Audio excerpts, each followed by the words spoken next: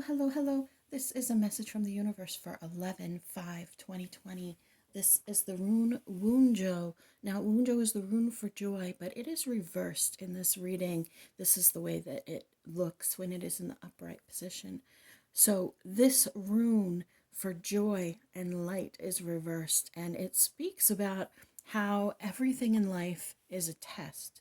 And it speaks to how the things that we go through can be difficult and long and arduous and kind of like childbirth. And I hold up the Empress when I say this because the Empress traditionally is a pregnant image of a woman. So she's in that fertility, that childbirth stage.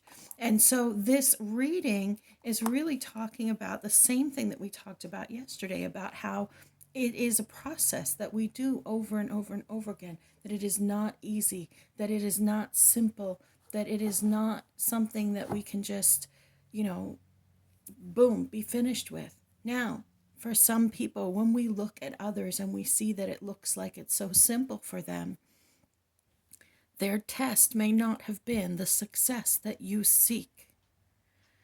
I'm going to say that again. When you look at someone else and it seems like what they did came so quickly, perhaps they have a TikTok business, since many of you have come over from TikTok. Perhaps they have a TikTok business and you're like, I want a TikTok business too. So you put your craft or your art on there, and then they get thousands and thousands of followers and orders, and you get 3 orders and a few hundred followers. And you're looking at what they did and going, why was it so easy for them? And this is difficult for me. Because their test was not the business. Their test is something different. Their struggle lies somewhere else. Their struggle lies in a different place than yours does. And so for you, it is this process right here of getting your own business going, or of sticking with something, or of recognizing when you need to step away, or of trying to figure out self-discipline. Whatever it is in your own struggle, that's for you. You cannot compare yourself to others. We said a couple days ago, a friend of mine, Matt Lane of Matt Lane Fitness, said that comparison is the thief of joy. When you look at what others are doing and compare it to yourself, you are always going to come up short. Okay, always. Some people like to compare themselves to those they think are less than them, so maybe not always. And in this reading, that's really what it's speaking of. Like I said, we have the Empress here who speaks about that process of childbirth and how long and how hard it is. But that, of course, when you have the baby, it's absolutely amazing. Everything in our life is this test. The entire world is this process and this journey that we go through for abundance, but not monetary abundance. Even though this is about coins, this is the King of Coins, the King of Pentacles, even though it is about abundance, it's not necessarily about dollars and cents. It's about peace. It's about love. It's about family. It's about those things that we value. So then the question becomes, what do you value? This 4 of Pentacles reversed speaks about greed. It speaks about overspending.